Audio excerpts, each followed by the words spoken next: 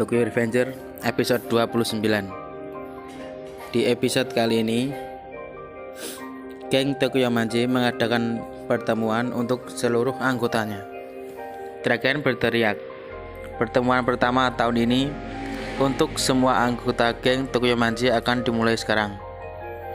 Terlihat semua anggota Toman semuanya sudah siap. Draken dan Mikey berada di atas panggung. Draken berkata, Toman dan Black Dragon berhadapan dalam konflik. Kita awalnya punya perjanjian damai, tapi itu gagal. Itu disebabkan oleh perselisihan di antara saudara, Hakai Shiba dan Taiju Shiba. Toman berhadapan dengan Black Dragon saat Natal dan menang setelah pertarungan yang sangat sengit. Terlihat Smiley, Muto, Mitsuya, Hakai, Kisaki, Hanma, Shifuyu, dan Takemichi yang sedang serius mendengarkan perkataan Draken. Draken berkata, 3 orang hari ini akan mendiskusikan hal ini dengan semuanya. Orang pertama, Hakai Shiba ke depan. Kemudian Hakai naik ke atas panggung dan berkata, itu semua berawal dengan kebohongan bodoh yang aku katakan. Untuk meneruskan kebohongan itu, aku menyeret keluargaku. Aku membawa Toman ke dalamnya. Lalu masalahnya membesar, menghasilkan konflik di antara Toman dan Black Dragon. Semua ini karena aku. Semuanya, maafkan aku. Takemichi terkejut dengan perkataan Hakai. Semua anggota Toman juga terkejut mendengarnya. Kemudian Muto berkata kepada Hakai, jangan khawatir Hakai, yang menyebabkan konflik di awalnya selalu hal yang kecil. Smiley berkata, lagi pula kita menang melawan Black Dragon, jadi akhirnya baik-baik saja. Semua anggota Toman bersorak untuk Hakai. Mereka meminta Hakai untuk mengangkat kepalanya, dan mereka semua juga tidak ada yang menyalahkan Hakai. Hakai sangat terharu mendengar perkataan semua anggota Toman. Mitsuya berkata, Hakai, kau masih punya tempat bersama kami sebagai wakil kapten divisi kedua Toman. Apa kalian semua setuju? Lalu anggota divisi 2 menjawab, ya. Shifuyu, Takemichi, Mikey, Hakai semua terlihat senang. Shifuyu berkata kepada Takemichi, pertarungan dengan Black Dragon untuk menyelamatkan Hakai sepadan dengan semua hal itu. Takemichi menjawab, ya.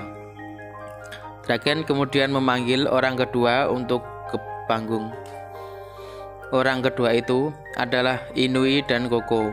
Mereka berdua adalah anggota Black Dragon generasi ke-11. Semua anggota Toman pun terkejut melihatnya. Kemudian Koko berkata, Black Dragon generasi ke-10 telah kalah melawan Toman. Pemimpin kita sebelumnya, Taiju Shiba, telah pensiun. Kami sudah menggantikan geng Black Dragon sebagai pemimpin generasi ke-11 dan telah berdiskusi dengan Mikey.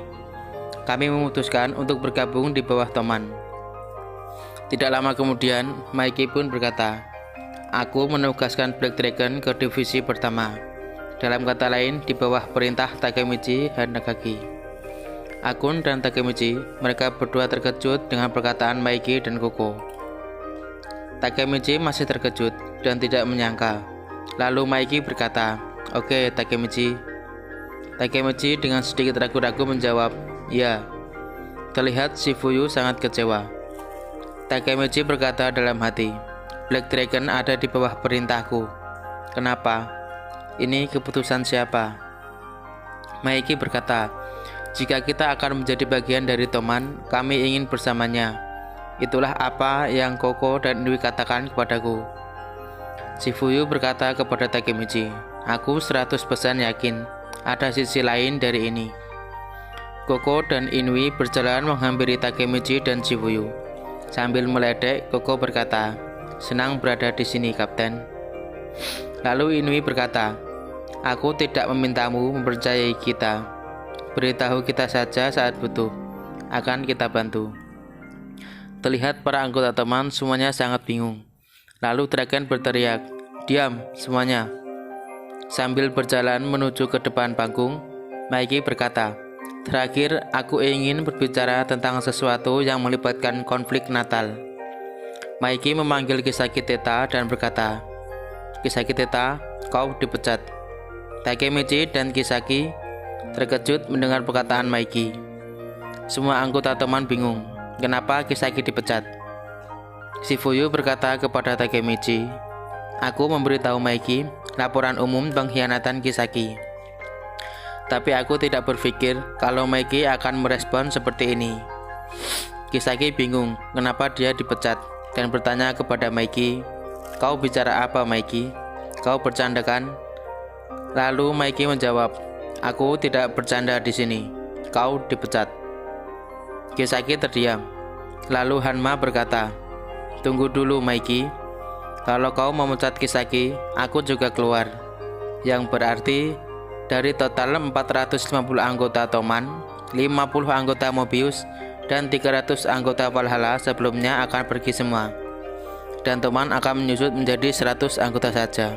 Kau yakin dengan ini?" Maiki menjawab, "Aku tidak peduli. Toman juga sudah terlalu besar." Hanma dan Kisaki terkejut dengan jawaban Maiki.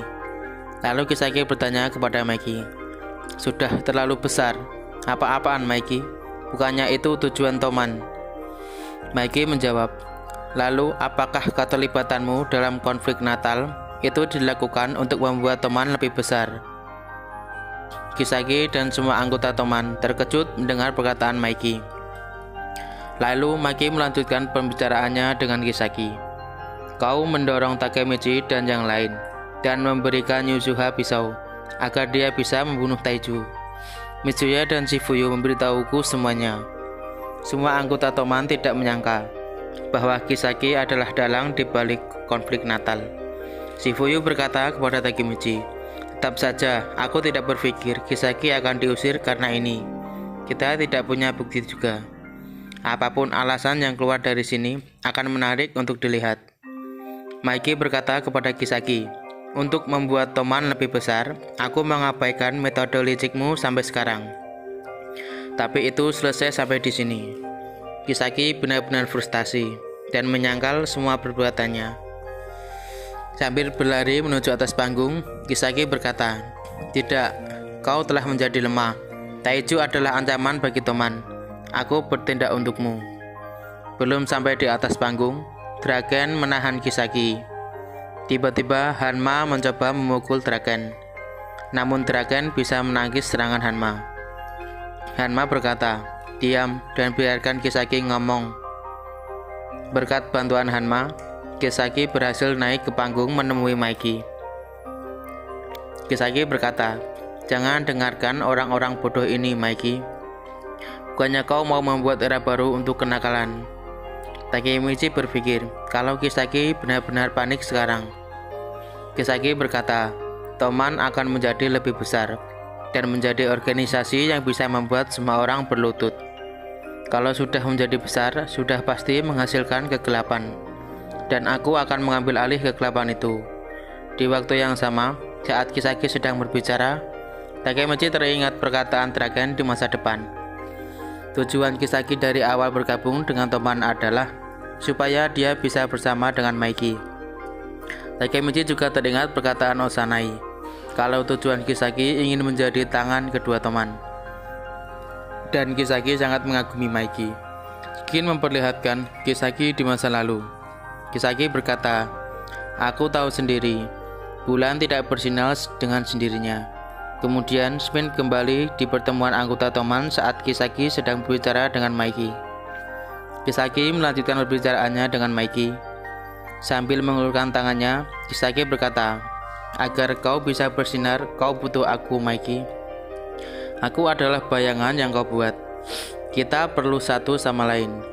Jadi pertimbangkan ini, Maiki. Aku tidak bisa mencapai mimpimu hanya dengan basa-basi saja." Takemichi berkata dalam hati. Dia tidak mengatakan ini berdasarkan perhitungan. Perasaan dia untuk Maiki tidak beralasan sama sekali. Maiki hanya terdiam, sambil berjalan meninggalkan Kisaki, dan mengabaikan uluran tangannya. Maiki berkata, "Kita selesai, Kisaki. Keputusan sewenang-wenangmu akan mengacaukan mimpiku." Sambil berlutut, Kisaki berteriak memanggil Maiki. Tetapi Maiki tetap pergi dan mengabaikannya. Takemichi dan Shifuyu terkejut. Kisaki benar-benar dikeluarkan dari Toman. Draken berkata, pertemuan ini sekarang berakhir. Takemichi berkata dalam hati, itu terlalu cepat. Apa itu berarti misiku berhasil? Skin memperlihatkan Maiki dan Draken yang sedang memperbaiki sebuah motor. Draken meminta Maiki untuk menyalakan motornya. Setelah dicoba, ternyata motornya bisa menyala. Maiki dan Draken terlihat sangat senang. Kemudian Maiki berlari dan ingin memanggil seseorang. Ternyata orang yang ingin dipanggil oleh Maiki adalah Takemichi. Shifuyu sedang menutup mata Takemichi dengan tangannya. Takemichi bertanya, ada apa ini? Maiki menjawab, tidak ada apa-apa. Maiki menyuruh Shifuyu agar tidak melepaskan tangannya. Takemichi berkata, kalian benar-benar menakutiku. Draken berkata, kalian bawa dia ke sini. Maiki menjawab, oke. Hitungan 0, buka matanya. Saat Takemichi membuka mata, ternyata di hadapannya sudah ada sebuah motor. Takemichi terkejut melihat motor itu. Maiki berkata, ini adalah CB250T alias Shibabu. Ini seperti kembaran denganku. Takemichi tidak mengerti apa yang dikatakan Maiki. Maiki menjelaskan, kakakku dulu menemukan ini di Filipina. Mesinnya untuk ini dan satu lagi untuk babuku. Kata dia, mereka terbaring di reruntuhan, sedih dan kesepian. Dia dapat bagian part-partnya untuk itu dan memakainya untuk membuat sebuah buku yang dibangkitkan. Jadi karena mesin yang lain ditinggal, aku dan Draken sudah mengumpulkan part-partnya sedikit demi sedikit. Dan akhirnya kita selesai. Takemichi kagum mendengar penjelasan Maiki. Itu punyamu sekarang. Takemichi terkejut karena Maiki memberikan motor itu kepadanya. Draken berkata, sangat susah membuat kapten divisi pertama kita kelihatan keren tanpa motor. Takemichi masih tidak percaya kalau mereka memberikan motor untuknya. Maiki berkata, sia-sia kalau cuma jadi pajangan. Shifuyu berkata, ini sangat keren Takemichi. Draken menyuruhnya menaiki motor itu dan menyalakan mesinnya. Takemichi bingung bagaimana caranya menyalakannya. Maiki langsung duduk di belakang Takemichi dan berkata, oke, aku ajari. Ayo kita berkeliling. Maiki mengajari Takemichi mengendarai motor. Maiki berkata, dia merasakan takdir itu saat kakakku menemukan mesin ini. Itu berada di bawah langit abu-abu yang mencekik, dalam sebuah gedung yang tertinggal, dengan loteng yang runtuh di bawah tumpukan. Dia menemukan dua mesin itu terkubur di dalam. Dan kakakku bilang, mereka memanggilku. Aku ingin melihat tempat itu suatu hari. Takemichi mulai bisa mengendarai motornya. Skin berpindah. Terlihat Takemichi dan Shifuyu sedang berada di pinggir sungai. Mereka memandangi pemandangan tempat itu. Shifuyu bertanya kepada Takemichi, sedang memikirkan apa? Memikirkan apa yang terjadi setelah ini. Black Dragon ada di perintah kita. Kisaki dan Hanma diusir dari Toman. Sekarang divisi pertama yang terbesar di Toman. Bahkan kalau Black Dragon punya motif lain, Taiju tidak mati dan Kisaki dilempar dari Toman. Kau tidak punya misi lagi di sini. Jadi kau akan kembali ke masa depan kan? Takemichi menjawab, ya, sepertinya ini adalah perpisahan. Shifuyu berkata, tempatmu 12 tahun di masa depan, bukan di sini. Bersama Hina dan Akun, di mana mereka berada 12 tahun dari sekarang. Takemichi berteriak, Shifuyu, terima kasih untuk semuanya. Aku tidak bisa sampai sejauh ini tanpamu. Kau adalah sahabat terbaikku yang pernah aku miliki. Sampai ketemu 12 tahun lagi. Sebelum itu, kita akan berpisah untuk sementara. Skin berpindah. Takemichi menemui Naoto. Naoto bingung, kenapa Takemichi memanggilnya. Takemichi berkata kepada Naoto, "Bersikap baiklah kepada kakakmu, jaga kakakmu. Aku tahu ini terdengar aneh." Sambil mengulurkan tangan, Takemichi berkata, "Jaga Hina untukku." Naoto bingung memikirkan perkataan Takemichi. Lalu mereka berdua berjabat tangan. Ketika Takemichi dalam perjalanan ke masa depan, dia mengingat pertemuan dengan Maiki dan yang lain satu kali lagi sebelum pergi. Draken bertanya, "Ada apa, Takemichi? Kenapa kau ingin kita semua di sini?" Takemichi memberitahu, musuhnya adalah Kisaki. Itu kata-kata terakhir yang ditinggalkan Baji kepadaku. Maiki dan Shifuyu terkejut. Takemichi berkata, "Kapten divisi ketiga bukan Kisaki, tapi Pajin. Pajin, Mitsuya, Draken, Maiki, Kazutora, mereka semua adalah hartaku." Takemichi merasa sedih mengatakan perkataan Baji. "Tolong jangan lupakan apa tujuan Baji. Tolong tetap kuat. Yang bisa membuat era baru adalah kau, Maiki." Maiki terkejut mendengar perkataan Takemichi. Terlihat mereka semua terdiam. Shifuyu berkata, "Jangan membuat aku menangis bodoh." Takemichi memiliki satu permintaan lagi. Permintaannya adalah ingin foto bersama. Mereka semua bersiap untuk foto, dan foto itu pun telah jadi. Takemichi sudah sampai di masa depan. Dia berada di suatu tempat. Takemichi bingung di mana dia berada. Dia berkata dalam hati, "Terakhir kali aku di sini, aku di penjara. Tapi kalau aku tidak di penjara sekarang, berarti alur waktu berubah. Berarti Hina telah diselamatkan." Seseorang memanggil Takemichi. Wanita itu berkata, "Sudah lama tidak bertemu." Namun Takemichi tidak mengenal wanita itu. Wanita itu berkata, "Terima kasih banyak sudah datang ke sini di waktu yang sibuk ini." Lalu wanita ini mengatur masuk ke dalam. Takemichi bingung, apa yang sedang terjadi di sini. Ternyata ini adalah acara pemakaman. Takemichi bingung, siapa yang meninggal? Dan perempuan tadi kemungkinan saudara dengan yang meninggal. Ketika Takemichi mengambil antrian, wanita itu berkata, "Terima kasih sudah datang ke pemakaman kakakku." Takemichi merasa pernah melihat wanita ini sebelumnya. Ternyata kedua wanita itu adalah Mana dan Luna. Takemichi mulai mengingat Mana dan Luna.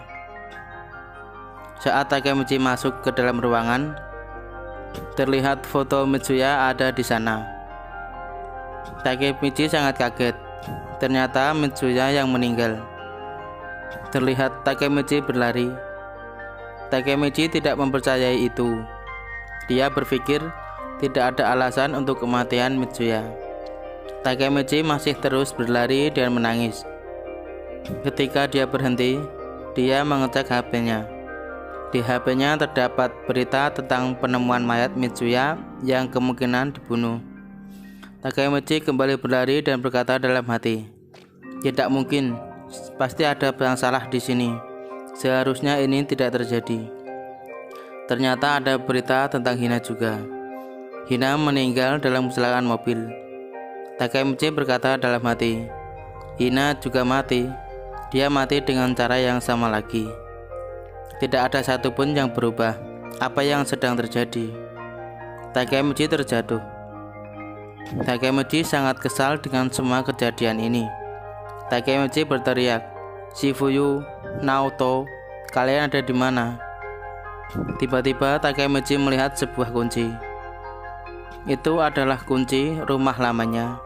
Takemichi kemudian masuk ke dalam rumahnya. Dia berkata dalam hati, baunya seperti sama. Ini tempat aku tinggal.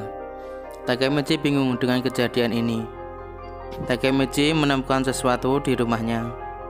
Ternyata itu adalah sebuah foto yang diambil sebelum Takemichi pulang ke masa depan.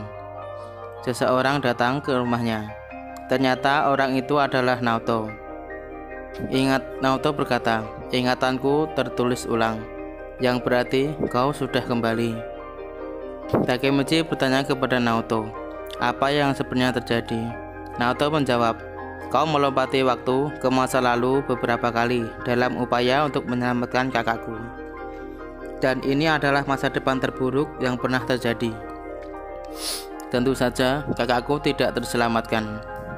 Dan semua kapten dari geng Tokyomanji semua telah dibunuh. Shifuyu ditembak mati. Hakai Shiba dibakar hidup-hidup. Mitsuya dicekik. Draken ditusuk.